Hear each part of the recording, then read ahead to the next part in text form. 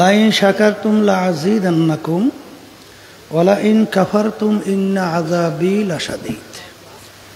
আল্লাহ রাব্বুল আলামিন বলেন, হে আমার বান্দা বান্দিরা, আমার পক্ষ থেকে যখন নেয়ামত পাবা শুকরিয়া আদায় করবা। নেয়ামত আমি আরো বাড়াইয়া দেব। নেয়ামত পাওয়ার পরে শুকরিয়া আদায় না করলে বাড়ানো তো নেয়ামত হবেই না, বরঞ্চ শক্ত আযাব তোমাদের উপরে চাপাই দেওয়া হবে। আব্বাজান দাদাজান চরমনার জমিনে ঘুমায় আস। আব্বাজান বলতেন, দিনী মাহফিলে প্রথম থেকে শেষ পর্যন্ত থাইকা বাড়ি বিদায় হয়ে চলে গেলে আমল নামার মধ্যে কম পক্ষে হলেও 50 লক্ষ নেকি, এর কম জমা হতেই পারে না। নিয়াত যাদের সহি, আল্লাহকে রাজি খুশির উদ্দেশ্যে যারা আসছে, লক্ষ লক্ষ নেকি রব্বুল আলামিন আমল নামায় দান করবে। অনেকের কানে মাহফিলের দাওয়াত পৌঁছার পরেও সুযোগ থাকা সত্ত্বেও পরিবেশে একটু বৃষ্টি আসে নাই, কিন্তু হাদিসের ভিতরে আসছে যেই ইবাদতের ভিতরে কষ্ট যত বেশি তার সওয়াবও তত বেশি। হাদিসের ভিতরে আল্লাহ রাসূল সাল্লাল্লাহু আলাইহি ওয়াসাল্লাম বলছেন, মুমিন বান্দাবান্দি একটা কাটার গুতাও যদি লাগে এর মাধ্যমে তাদের গুনাহ মাফ পায়। এরপর আল্লাহ রাব্বুল আলামিন, আল্লাহর হাবিব সাল্লাল্লাহু আলাইহি ওয়াসাল্লাম বলেন, সাহাবারা, আল্লাহর রহমত ছাড়া কেউ বেহেশতে যেতে পারবে না। সাহাবায়ে কেরাম বলেন, আল্লাহর রাসূল সাল্লাল্লাহু আলাইহি ওয়াসাল্লাম, আপনি আল্লাহর রহমত ছাড়া বেহেশতে যেতে পারবেন না? আল্লাহ রাসূল সাল্লাল্লাহু আলাইহি ওয়াসাল্লাম বলেন, আমিও আল্লাহর রহমত ছাড়া বেহেশতে যেতে পারবো না।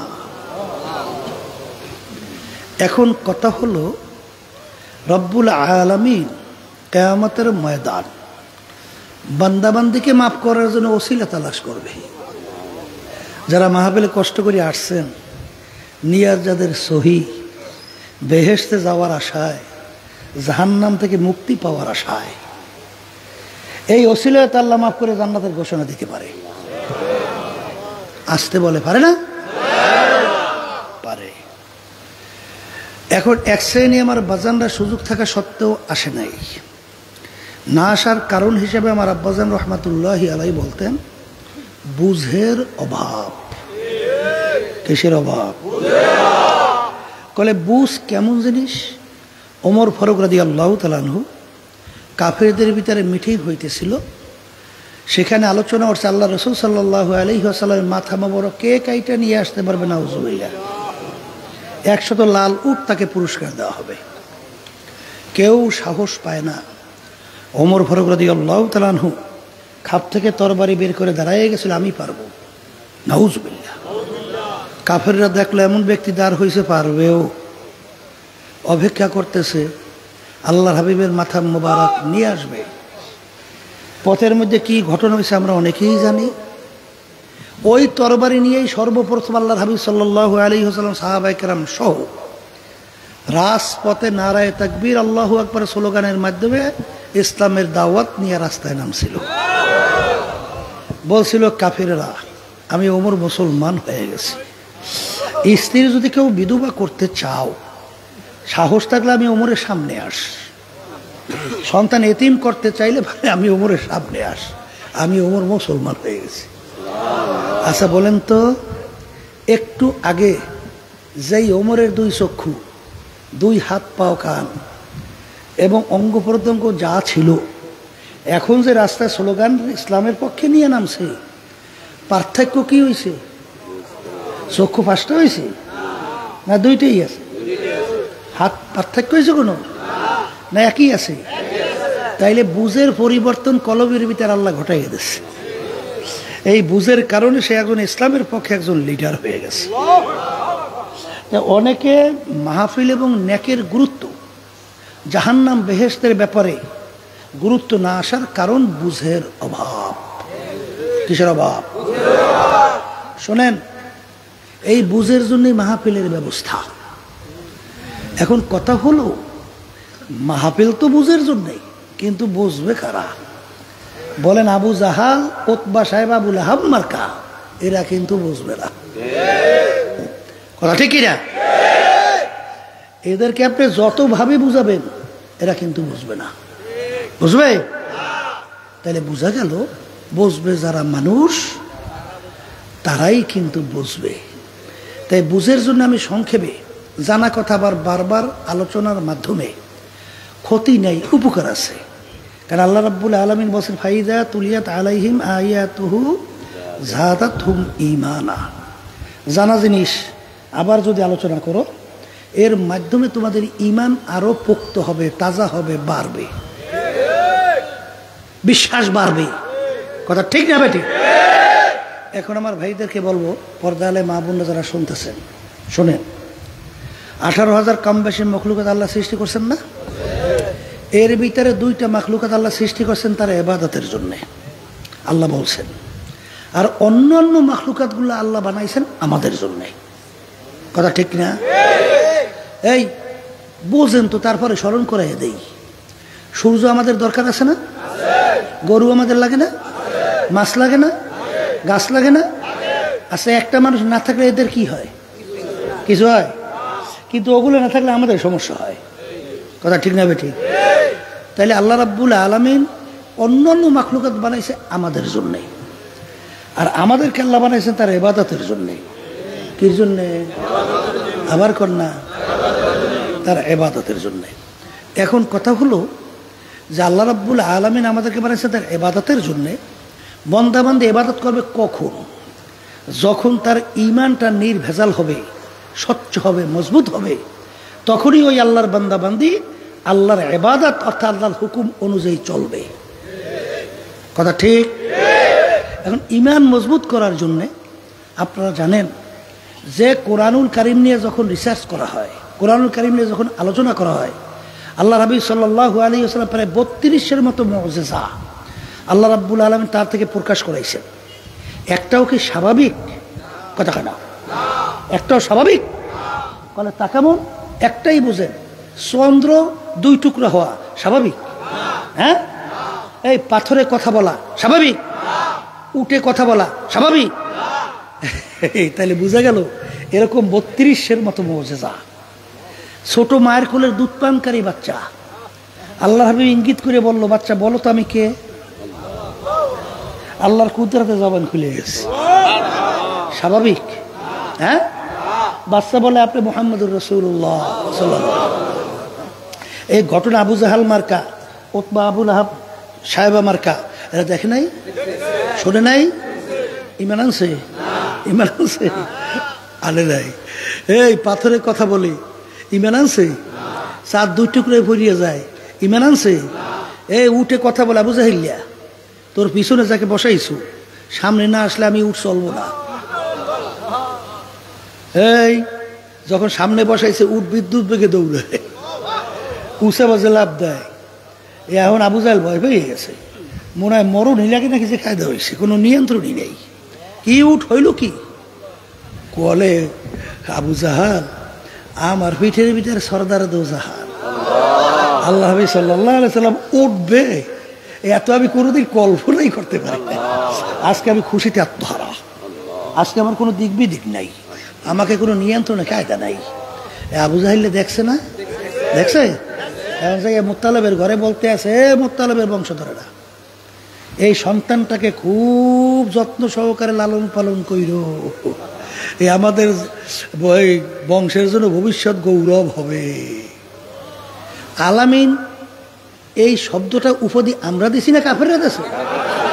আসতে বলে। এই যে অক্সফোর্ড বিশ্ববিদ্যালয় দুনিয়ার ভিতরে উল্লেখযোগ্য শিক্ষা প্রতিষ্ঠান, দুনিয়ামুখী, সেখানে মূল ফটকের মধ্যে এখনো পরিষ্কার লেখা সর্বযুগের সর্বশ্রেষ্ঠ আইন প্রণেতা, তার নাম হলো মুহাম্মদুর রাসূলুল্লাহ সাল্লাল্লাহু আলাইহি ওয়াসাল্লাম। এই কথা আমরা বলছি না, বিজাতিরা বলছে? আচ্ছা গেল।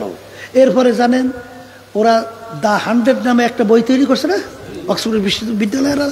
আমি মদিনা শরীফ গেছিলাম, হজে যখন গেছিলাম তখন ইঞ্জিনিয়ার আব্দুল হাই সাহেব, এই কোন জায়গায় আপনার দিকেই যদি কোন জায়গায় বাড়ি, আচ্ছা যাই হোক, সে আর তা বলছে হুজুর আমাদের বাসায় একটু আপনি মেহমান হিসেবে আসবেন। আমি ঠিক আছে আলহামদুলিল্লাহ যাবো। আনে তা গেলাম, যাওয়ার পরে ইঞ্জিনিয়ার সাহেব ওই বইটা আমার সামনে নিয়ে আসছে। বলে হুজুর বইটার নাম কি? দেখলাম দ্য 100। হুজুর প্রথম উঠেই বলে, হুজুর প্রথম নামটা কার? অর্থাৎ বিজাতিরা দুনিয়া সৃষ্টির পরে 100 মনীষীর নাম তারা একটা জায়গায় লিপিবদ্ধ করছে। ওই আর প্রথম নামটা দেখলাম মুহাম্মদুর রাসূলুল্লাহ সাল্লাল্লাহু আলাইহি ওয়াসাল্লাম, আল্লাহ রসুলের নাম। সেখানে তাদের জাতীয়রা বলতেছে যে সে একজন মনীষী, কথা ঠিক আছে, কিন্তু তার নামটা প্রথম যদি নিয়ে আসা হয় তাহলে আমাদের জন্য এটা দুর্বলতা আসে না? এটা পরিবর্তন করা যায় না?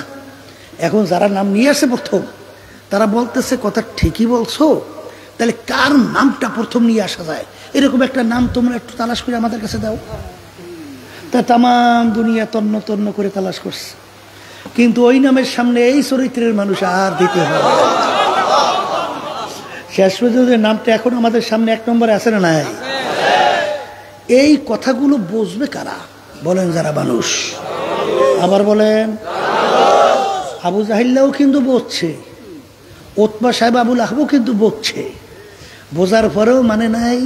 না মানার কারণ কি? আল্লাহ রাসূল সাল্লাল্লাহু আলাইহি ওয়াসাল্লাম বলেন, হুব্বুদ দুনিয়া রাসু কুল্লি খাতিয়াতিন।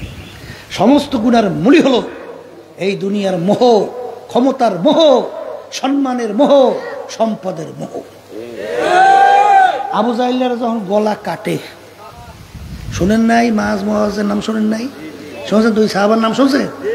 গলা কাটতেছে, আবু জাহিল্লা তখনও বলে, আমার গলাটা একটু লম্বা করিয়ে কাটো।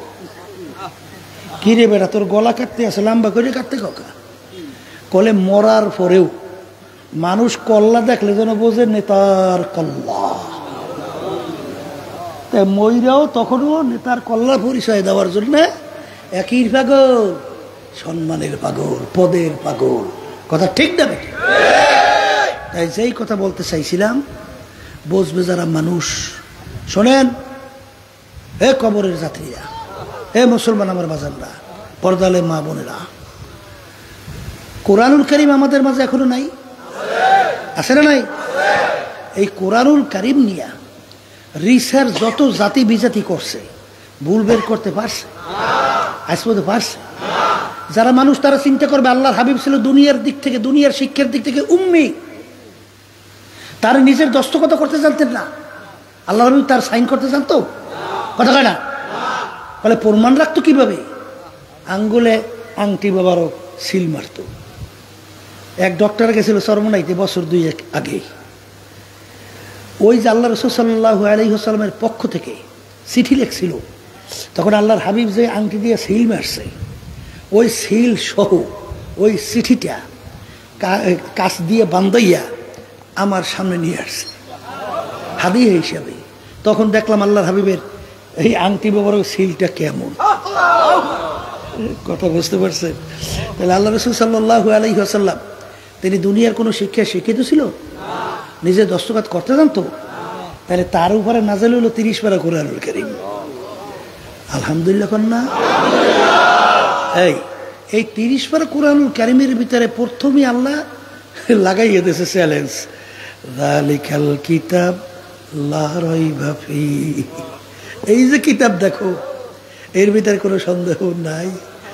যত দার্শনিক, যত বৈজ্ঞানিক, কিছুদিন আগে আমেরিকার এক মহিলা পণ্ডিত সূরা নামল নিয়ে যখন নাকি রিসার্চ করছে, রিসার্চ করার পরে কিছুদিন আগে দেখে কোরআনুল কারীমের ভিতরে মৌমাছি সম্পর্কে যা যা বলছে একেবারে হুবহু 100 ভাগ 100তে 100 বিন্দু বিন্দু সব মিলে গেছে।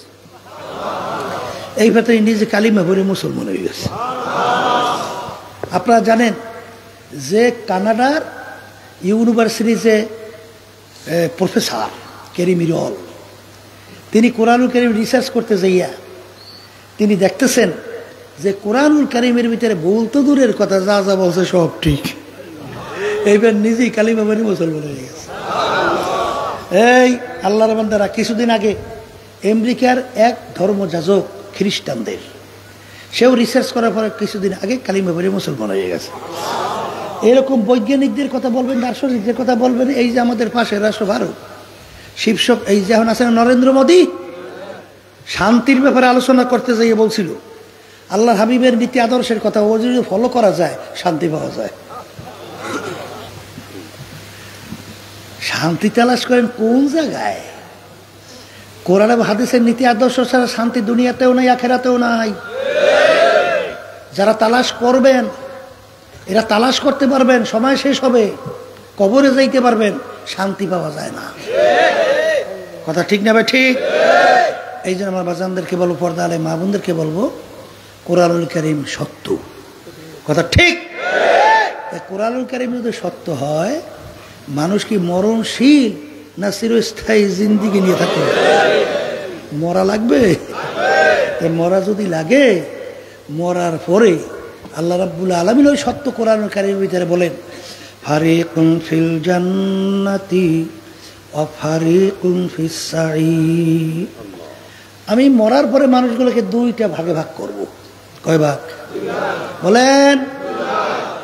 এক ভাগ আমি তাদের আমল নামাজ যখন দাড়ি পাল্লায় ওজন দেব, ওজন দেওয়ার পরে যাদের নেকের পাল্লা ভারী, নেকের পাল্লা তাদের জন্য এমন মেহমান খানা আমি তৈরি কইরা রাখছি, যে মেহমান খানার নাম হলো বেহেশত।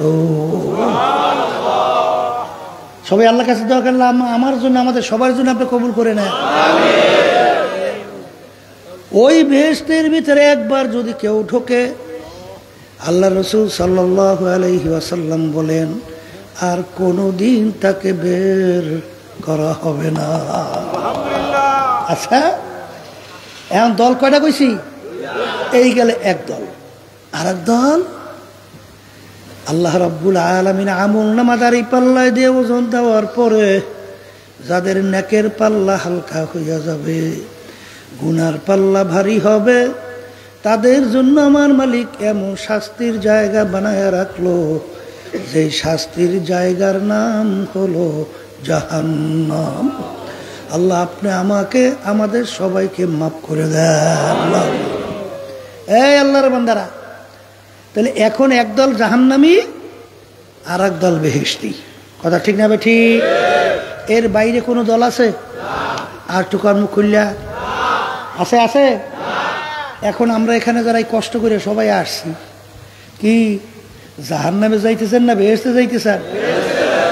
আবার আওয়ামী লীগের মতো ওই নেতার মতো হইয়েন না। ওই যে বলছিল, দোয়া করছে, আল্লাহ আমার নেতা শেখ মুজিবুর রহমানকে জাহান্নামের মধ্যে একটা উঁচু স্থান দান কইর। আবার এই মার্কা কেউ আছেন নাকি? হ্যাঁ, ওরা কিন্তু ঘোষণা দেয়, শোনেন না, হুজুর গো আমার বাপ মার জানাজা নামাজ পড়ান টরান লাগবে না, ও আমরাই পারবো। কি এক নেতা ঢাকার বলছিলেন, বলে নাই, আমার নাম বলা দরকার নাই, হেরাই বলে পারবে। এটা খুশির খবর। তো বাপ মায়ের জানাজা নামাজ যদি ছেলে পড়ায়, এটা ভালো না?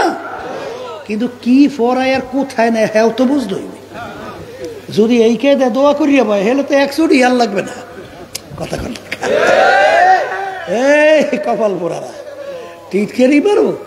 কোরআনুল কারীম আরবি ভাষার ভিতরে টান দেওয়া, টান না দেওয়ার ভিতরে অর্থের পরিবর্তন হয়ে যায়।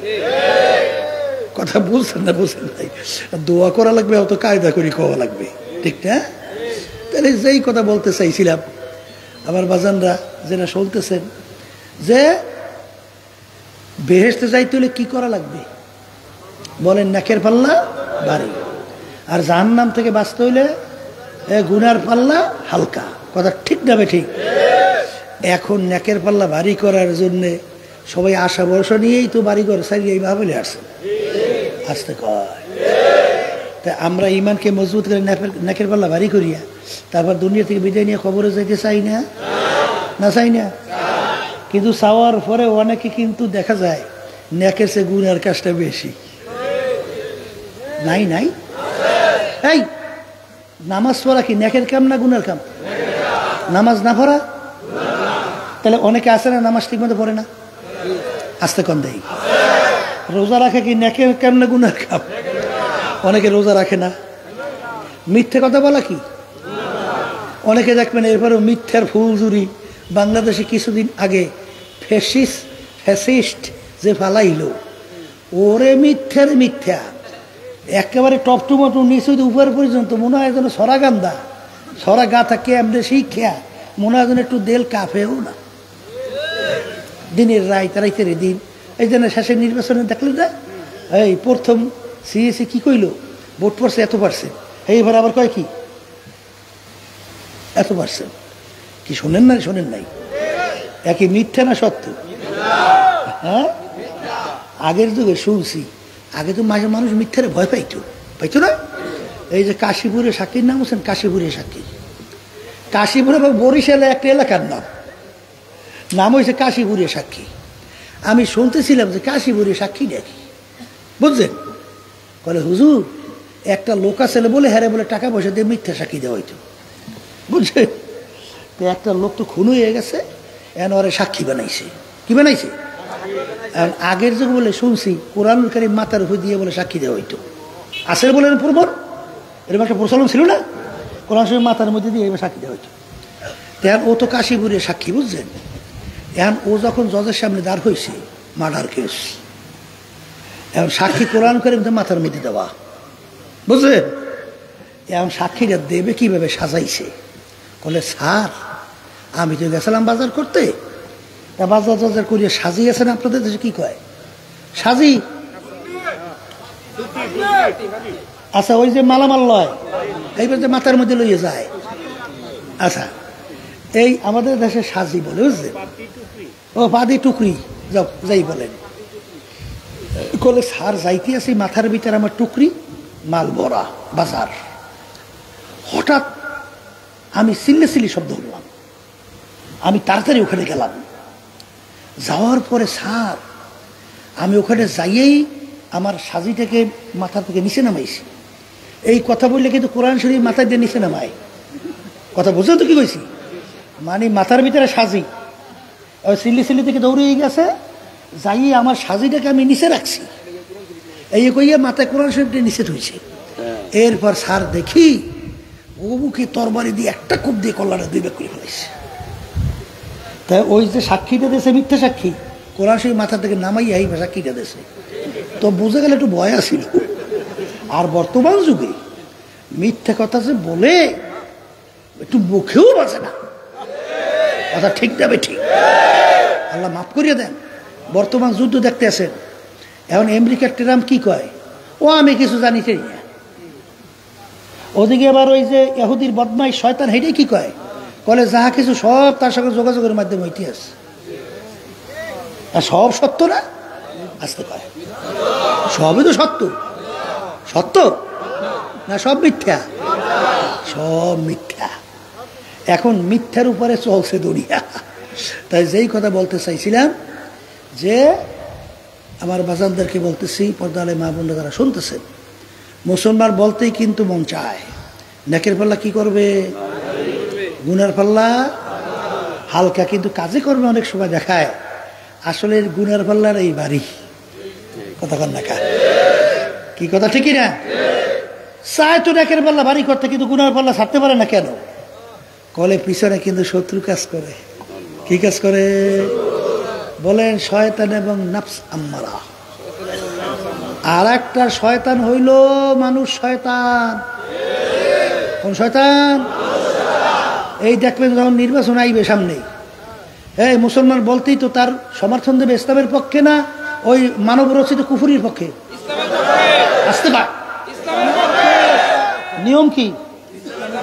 ইসলামের পক্ষে সাক্ষী দেবে। অনেক কিন্তু আমরা ভোট বুঝিও না। ভোট মানে সাক্ষী দেওয়া। কি সাক্ষী দিয়েছেন? বিএনপি আইসে প্রচলিত গণতন্ত্র নিয়ে। বিএনপি বলতেছে সমস্ত ক্ষমতার মালিক জনগণ। অনেকে মনে হয় বোঝেন না, বোঝেন।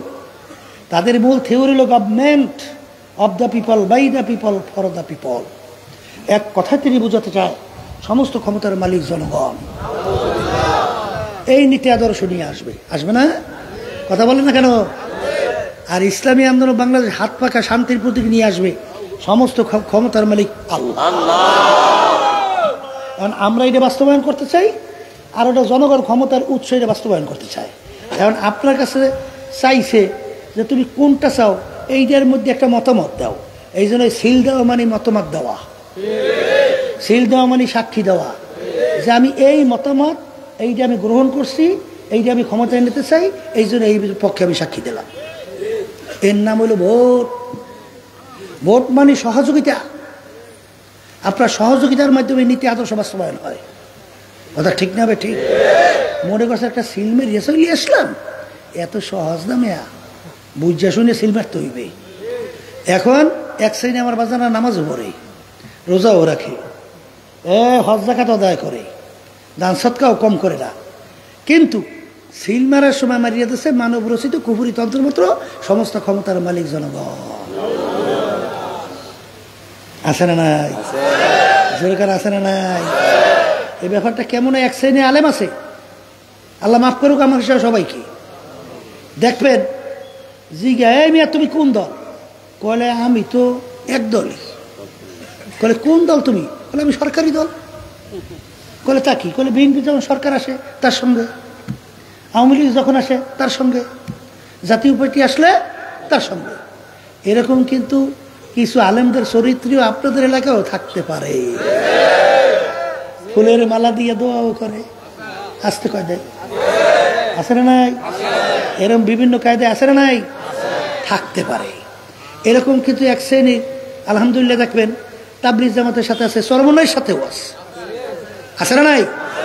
এই চরমনাই হারা বছর যাই এটাইয়া, এই এবার যখন নাকি ওই সিল দেওয়ার সময় আসে তখন বলে হুজুররা দুনিয়া সম্পর্কে তো অত আর বোঝে না, তাদের কাছে গেছে আখেরাতের ব্যাপারে, দুনিয়ার ব্যাপারে গেছে।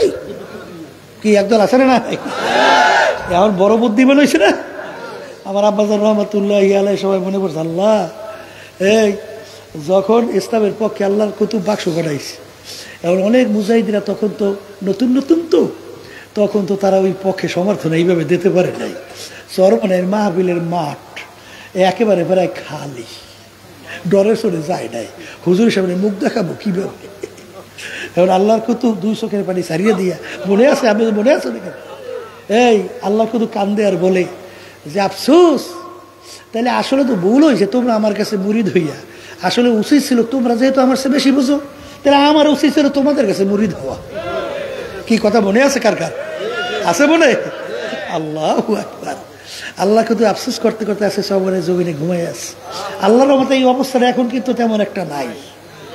এখন বলতে গিয়ে 100-এর ভিতরে 1000-এর ভিতরে একটা পাও আল্লাহর মতো কোটি, কথা হয় না? এখন মূল ব্যাপার, তারপরেও কিছু 2-1 গোড়া মোড়া থাকতে পারে, থাকতে পারে না? এই 2-1 গোড়ায় কিন্তু নষ্ট করে কিন্তু অনেক, কারণ সর্বনের লেভেল লাগিয়ে যখন বিরুদ্ধাচরণ করে তখন ক্ষতিটা বেশি হয় না? ওরে আল্লাহর বান্দা, তোমার সর্বনাই আসতে বলছে কে? তোমার সর্বনে কেউ পাও ধরিয়ে নেয় বা এই বান্দিয়া সিগল দিয়ে আটকেই রাখে? হ্যাঁ, তাহলে তুমি সর্বনের লেভেল লাগাইয়া, আল্লাহ নবী সাল্লাল্লাহু আলাইহি ওয়াসাল্লামের জমানায় মুনাফিক ছিল না? আসতে কয় যুদ্ধের ময়দানে রওনা গেছে, পিছ দিয়ে ভাগ্যে যায় নাই? তোর অন্য অন্য সময় মনোবল ভাঙিয়ে যায় না? না যায় না?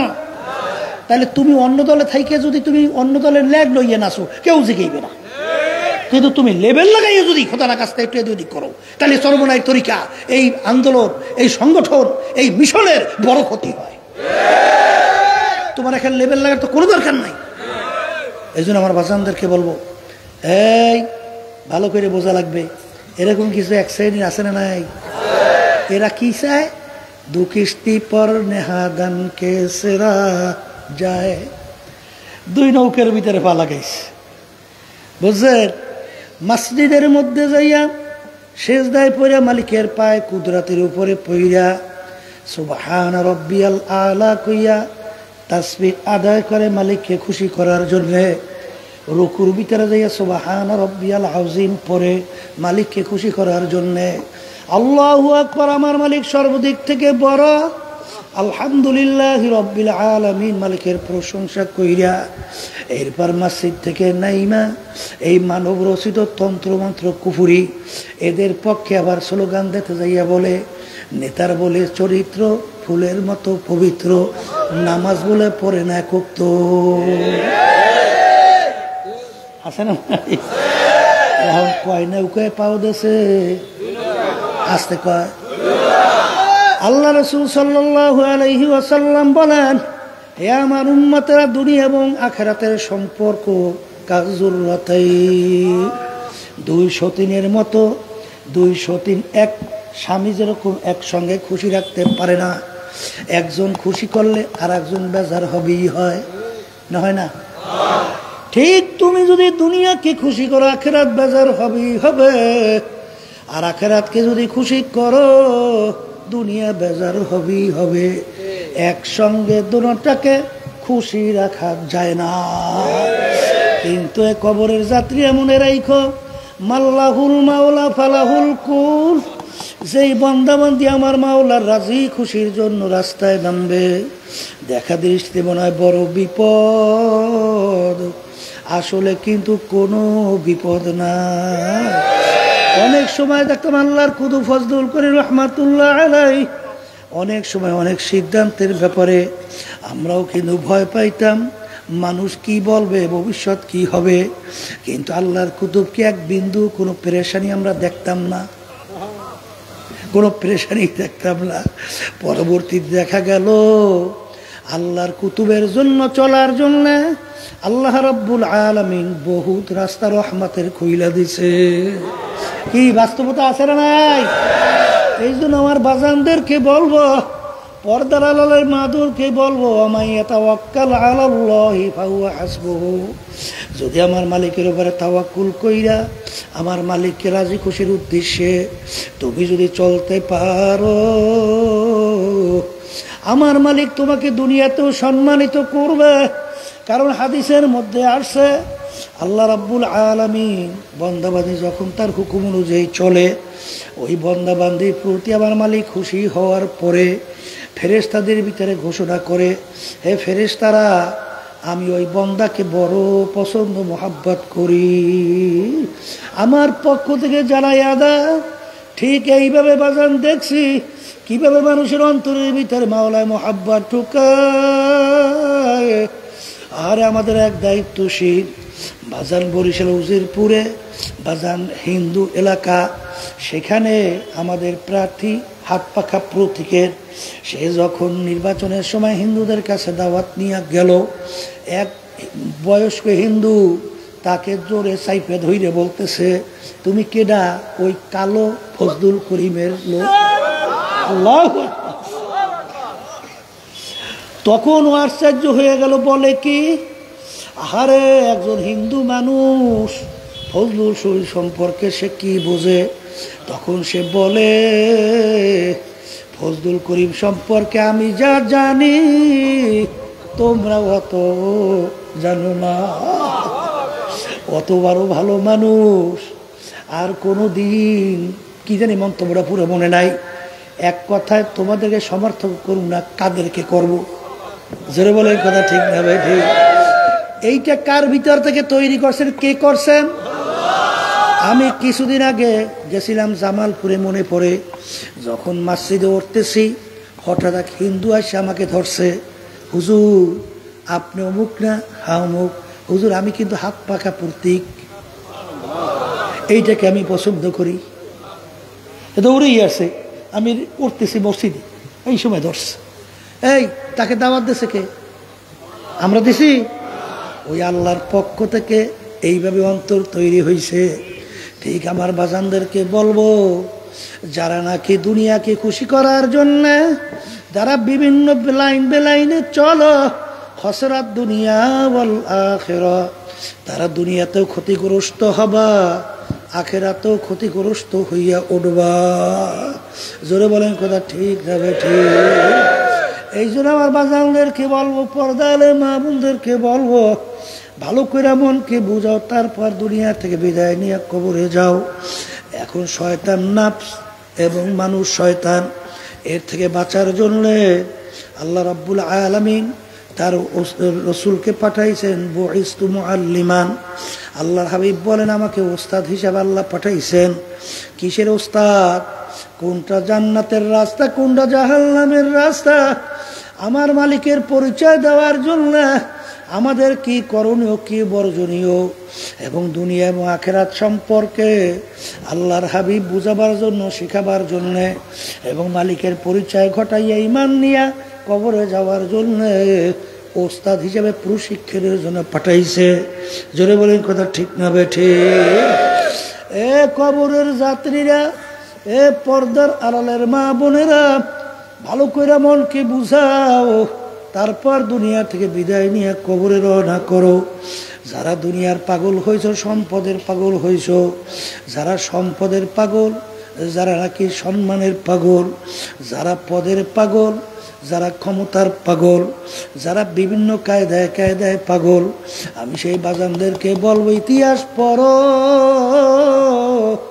দুনিয়া কিন্তু শান্তির জায়গা না, আর দুনিয়া দারুল মেহনে ওয়াল বালা, দুনিয়া বালা মুসিবতের জায়গা, কষ্ট ক্লেশের জায়গা। কেউ শান্তি চাইলে পায় নাই, কেউ কোনোদিন পাবে না।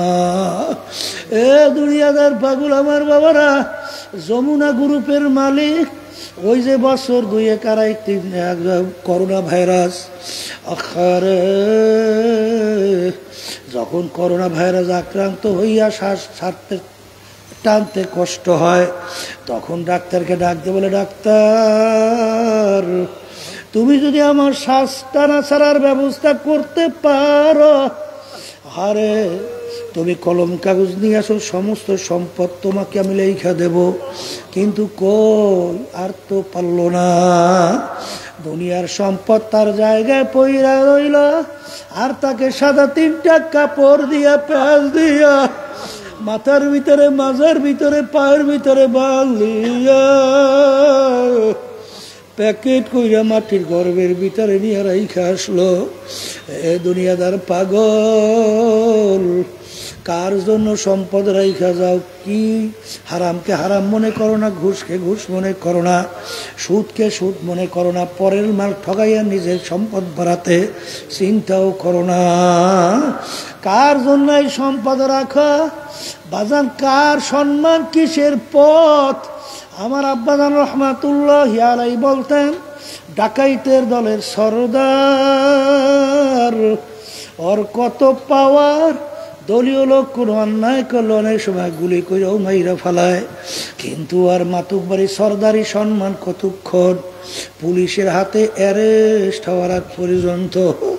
যখন পুলিশের হাতে অ্যারেস্ট হইয়া যায়, ওকে যখন ফালাইয়া বুট দিয়া লাইতে, যখন পাড়ায় হাড্ডিগুনি ভাইয়া ফালায়, কই যাইবে আর সারগিরি, কোথায় যাইবে বাবুগিরি? ঠিক দুনিয়াদার পাগল, হে ক্ষমতা সম্পূর্ণ আমার বাবারা, হে পর্দার আড়ালের মা বোনেরা, আজকে দুনিয়ার সম্পদের গরমে, ক্ষমতার গরমে, বিভিন্ন কায়দায় সম্মানের গরমে, বংশের গরমে, আর এই শিক্ষার গরমে ধরাকে সরাগান মনে করো না। এই ক্ষমতার সম্মান কতদিন? মাতুকবাড়ি সরদারি কয়দিন? আজরাইল আলাইহিস সালাতু ওয়াস সালামের হাতে অ্যারেস্ট হওয়ার আগ পর্যন্ত চলবে। কিন্তু যেদিন আজরাইল তোমার বাড়ির দরজায় আইসা যখন সিটি বাজাইয়া বলবে, এখন দুনিয়ার হালাত তাকাইয়া দেখো, কত ইনজেকশন শরীরে তোমার পুশ করে, কত স্লাইন পুশ করে, কত ঔষধ প্রয়োগ করে, কই তোমাকে তো আর রাখতে পারে না। অ্যারেস্ট তো হইয়া গেল আজরাইলের হাতে, এখন তোমার কি হালাত, কি অবস্থা? এই চিন্তা করলে ভারে বলকের বাদশাহ ইব্রাহিম বিন আদহাম রহমাতুল্লাহ আলাইহি, বলকের বাদশাহ, আগের যুগের বাদশার বড় দাম, বড় অবস্থান ছিল।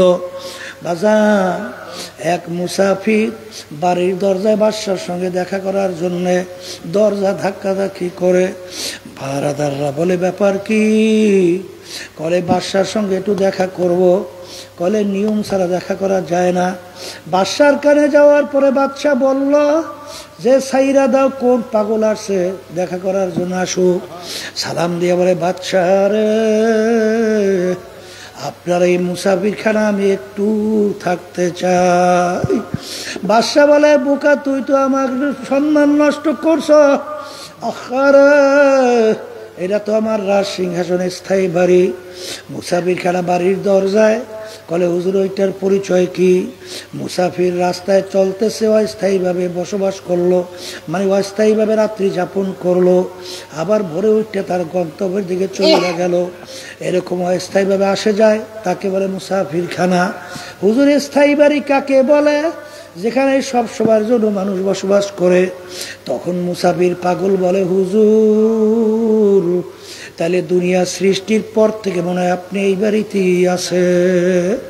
তখন বাদশা বলে, পাগল মুসাফির, না না, আমার আগে ছিল আমার আব্বা, আপনার আব্বা কোথায়? সে তো কবরে। করে হুজুর সে কি আসবে না? কবরে পাগল মুসাফির। একবার মানুষ দুনিয়ার থেকে বিদায় নিয়ে কবরে গেলে আর দ্বিতীয়বার আসে না। হুজুর আপনার আব্বার আগে দাদা, সে কোথায়? কবরে। সেও আসবে না? না, আসবে না। হুজুর আপনি মনে হয় চিরজীবন থাকবেন। ওরে পাগল মুসাফির, কুল্লু নাফসিন যায়িকাতুল মাউত, মানুষ মরণশীল। আমি একদিন দুনিয়ার থেকে বিদায় নিয়ে আমি একদিন কবরে যাব। তখন মুসাফির বলে, বাদশাহ রে, তাহলে আপনিও কি আর আসবেন না? না, আমিও আর কোনোদিন আসবো না। তখন মুসাফির বলে, বাদশাহ আরে তুমি বলছো স্থায়ী বাড়ি, আমাকে বলছো তুমি বোকা। আসলে বড় বোকা তো তুমি বাদশাহ, কারণ তোমার বাড়ির দরজায় মুসাফির খানে একবার মানুষ থাইকা চইলা গেলে আবার আইসা থাকতে পারে, কিন্তু তোমার এই মুসাফির খানা থেকে যদি একবার কেউ বের হইয়া যায় আর কোনো দিন আসে না। মুসাফির হাম এহসাবা হ্যায় কবর আখের ঠিকানা,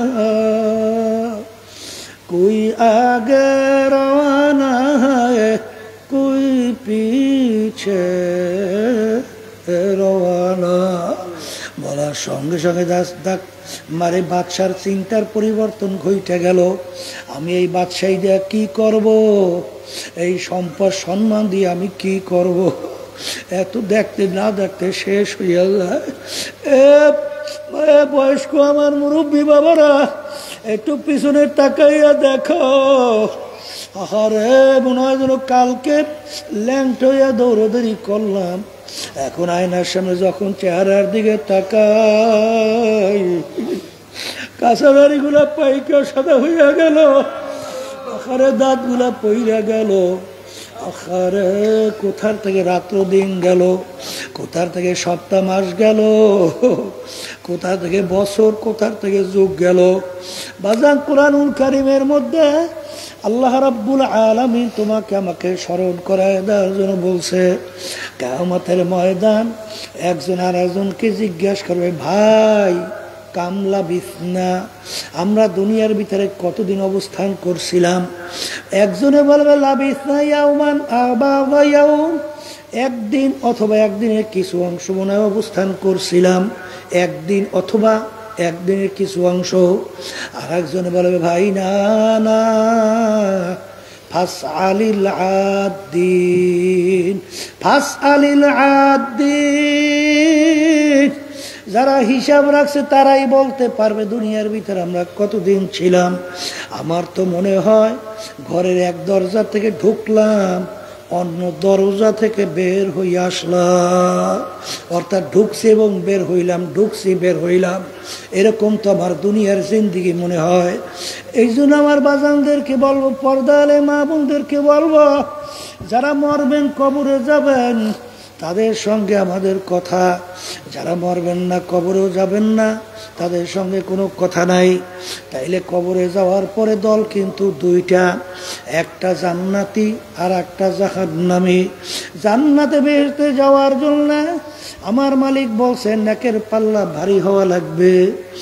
আর এই নেকের পাল্লা ভারী করার জন্য, এই শত্রুর থেকে বাঁচার জন্য আমার মালিক হুকুম করছেন ওয়াকুনু মা'আস সাদিকিন, তোমরা সাদিকিন বান্দাদের সঙ্গী হইয়া যাও।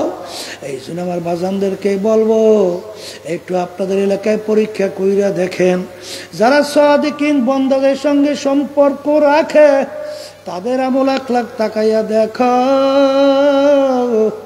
বাজান যখন নাকি ফজরের সময় শীতের ভিতরে কনকই না, ঠান্ডার ভিতরে ল্যাপ কম্বল মুড়া দিয়া ঘুমায়, আর ওদিকে আল্লাহর পক্ষ থেকে যখন দাওয়াত দেয় আসসালাতু খায়রুম মিনান নাওম, ঘুম হইতে নামাজ ভালো, তখন ল্যাপ কম্বল ফালাইয়া ঠান্ডা পানির ভিতরে উযু কইরা পাগলের মতো উঠে দৌড়ে মসজিদের ভিতরে আল্লাহর সামনে দাঁড় হয়, আছে না না? তখন আগে নামাজ ভালো লাগতো, এখন হুশ থাকতে নামাজ ছাড়ে না, আগে রোজা রাখতো না, এখন আল্লাহর ফজলে রোজা ছাড়ে না, আগে মিথ্যা বিভিন্ন জুলুমের ভিতরে নিমজ্জিত ছিল, এখন নাই। বাজার আগে চোখে পানি ছিল না, এখন চোখের দিকে তাকাইয়া দেখো চোখের ভিতরে টল টল টল টল করিয়া বাইয়া বাইয়া পানি পড়ে। আর আফসোস করে আর বলে, মালিক তুমি যদি মাফ না করো কোনো উপায় নাই। এই জন্য আমার বাজানদেরকে বলবো, পর্দালে মা বোনদেরকে বলবো, দলাদলি বুঝি টুঝি না, আমাদের উদ্দেশ্য নেকের পাল্লা ভারী করা, গুনার পাল্লা হালকা নিয়া দুনিয়ার থেকে বিদায় নিয়ে কবরে যাওয়া। যেখানে গেলে নেকের কাজ করার আগ্রহ বাড়ে, নেকের কাজ করার সুযোগ আসে, এরকম জায়গায় তো আমাদের যাওয়া লাগবে। এই জন্য আমার বাজানদেরকে বলবো, কাল ক্ষেপণ না কইরা মালিক যখন নিয়ে আসছেন, মালিক বড় দয়ার মালিক, বড় মায়ার মালিক, যদি আমার মালিকের কাছে চাওয়ার মতো চাইতে পারো, তাওবা তুন্না সুহা খালেস তাওবা যদি করতে পারো, পাহাড় পরিমাণও যদি গুনাহ হইয়া থাকে, আমার মালিক ওয়াদা করছে শুধু গুনাহ মাফ করবেন তাই না, সমস্ত গুনাহকে নেকের দ্বারা পরিবর্তন কইরা দিবে।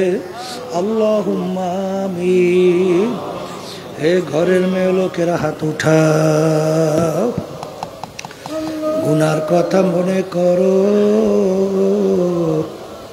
দুই চোখের পানি ফালাও, মাওলার দরবারে কান্দো। কান্না না আসলে মন কি বুঝরে মন, একদিন এই ঘরের দরজা দিয়া নতুন বউ হয়ে উঠছিল রে মন। কত মেয়ে লোকে শরবত খাওয়াইল, কত মেয়ে লোকে বাতাস করলো, আবার এমন একটা দিন আসবে এই ঘরের দরজা দিয়া মরা লাশ হইয়া বের, ছেলে কান্দবে মামা করে, মেয়ে কান্দবে মামা করে, জবাব তো আর দিবা। আল্লাহ আপনি কি মাঠের দিকে চাইয়া দেখেন আপনার বান্দারা কিভাবে কান্দে। মালিক আমাদের ছেলেও মরে নাই, মেয়েও মরে নাই, গুনাহ করে বসছি রে, মাফ করে দেন গো মাওলানা, মাফ করে দেন। আল্লাহর বান্দারা জোর করিয়া কান্দে। সন্তান মারা গেলে চোখে পানি আসে, সম্পদ নষ্ট হয়ে গেলে চোখের ভিতরে পানি আসে।